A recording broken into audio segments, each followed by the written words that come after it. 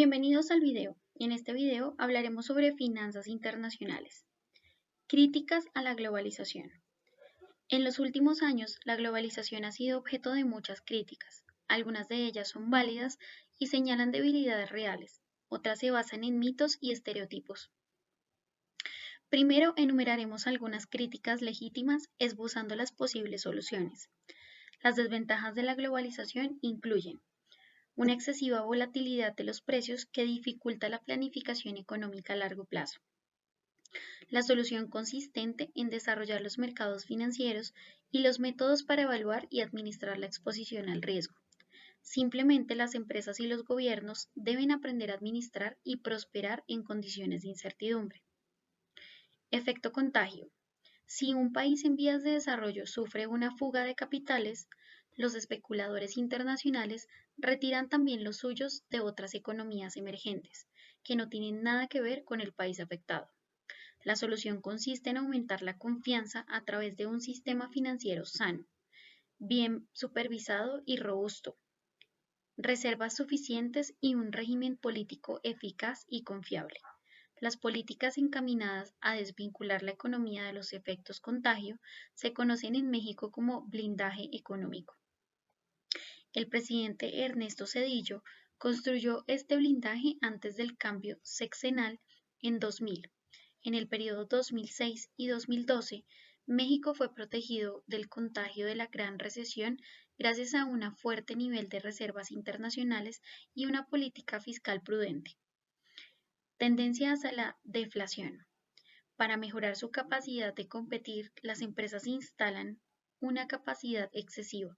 Sin embargo, el afán de reducir los costos disminuye el poder adquisitivo de los consumidores, lo que genera crisis de sobreproducción, exceso de oferta y la trampa de liquidez.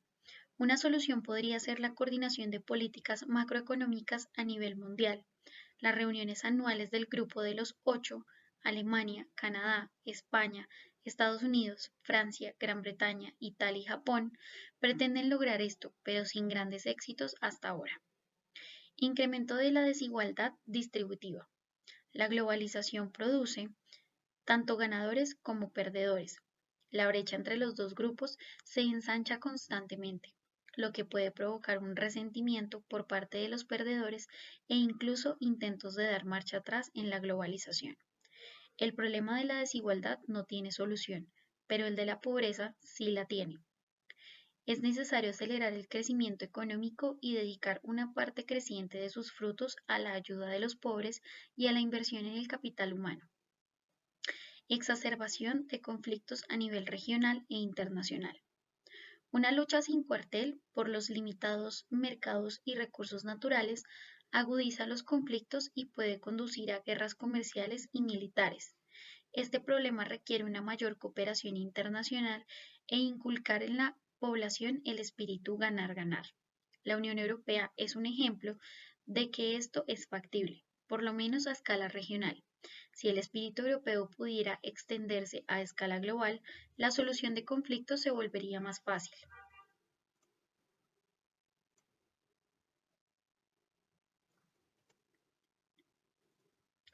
Crisis financiera global 2008-2009. Para evitar una prolongada recesión después de que estalló la burbuja especulativa de los dotcoms.com en el año 2000, el Banco de Reserva Federal aplicó una política monetaria exageradamente expansiva.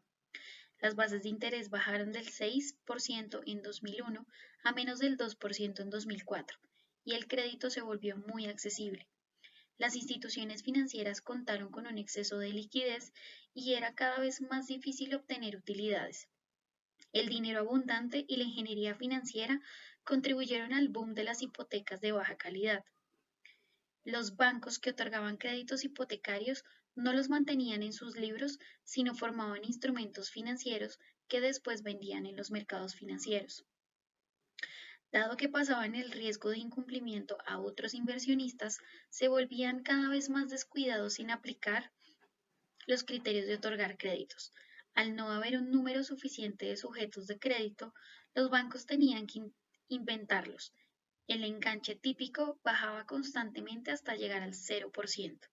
La información acerca de la situación financiera de los que solicitaban crédito no era debidamente comprobada y los créditos se otorgaban a tasas variables. Las tasas iniciales eran bajas para atraer a los deudores potenciales y después eran ajustadas al alza. Todo esto funcionaba mientras que los precios de los bienes raíces seguían subiendo. Entre 1997 y 2006, el precio de una casa promedio se triplicó. En 2004, las tasas de interés empezaron a subir y en 2006 los precios de las casas empezaron a bajar.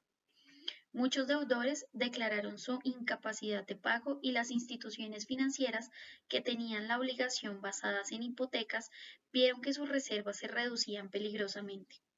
La crisis se inició en septiembre de 2008, cuando las dos grandes agencias hipotecarias federales, Fannie Mae y Freddie Mac, las que iniciaron la bursatilización de las hipotecas, tenían que buscar el rescate del gobierno.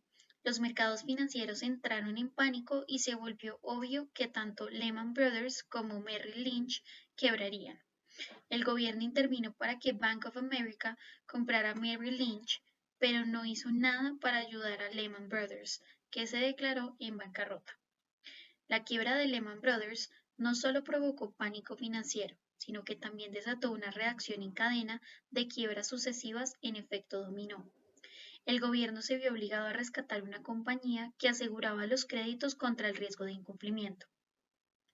AIG, con 180.000 millones de dólares, fue el rescate financiero más grande realizado hasta la fecha. Los mercados de dinero y los créditos bancarios se congelaron. La crisis financiera amenazaba en convertirse en una gran depresión. El Departamento del Tesoro dedicó 700.000 millones de dólares al programa de compra de activos tóxicos para apuntalar el sistema financiero, y el Banco de Reserva Federal inició un programa de expansión monetaria sin precedente. La enorme expansión fiscal y monetaria logró frenar el pánico y evitar una gran depresión.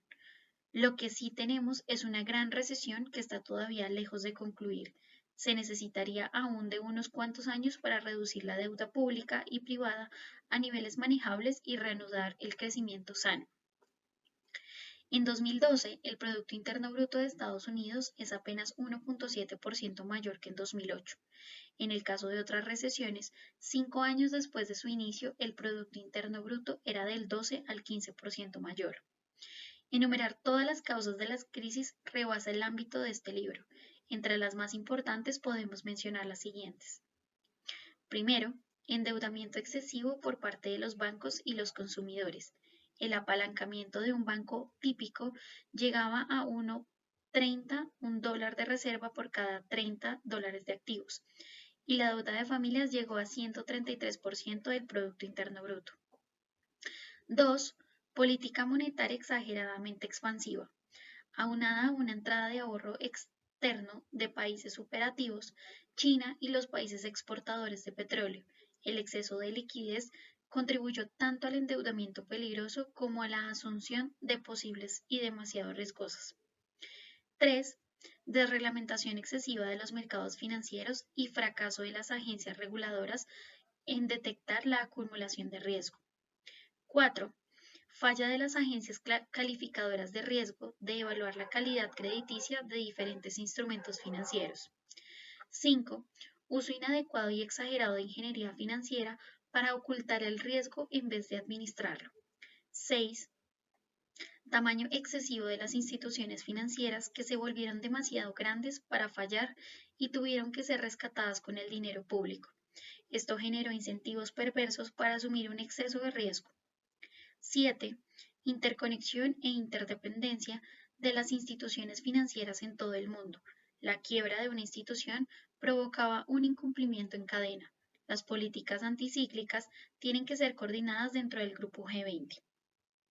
Y 8. La crisis de la deuda soberana, sobre todo en Europa. El endeudamiento excesivo reduce la capacidad de los gobiernos de aplicar políticas anticrisis. Globalización, competencia, de allí se deriva la expansión de capacidad.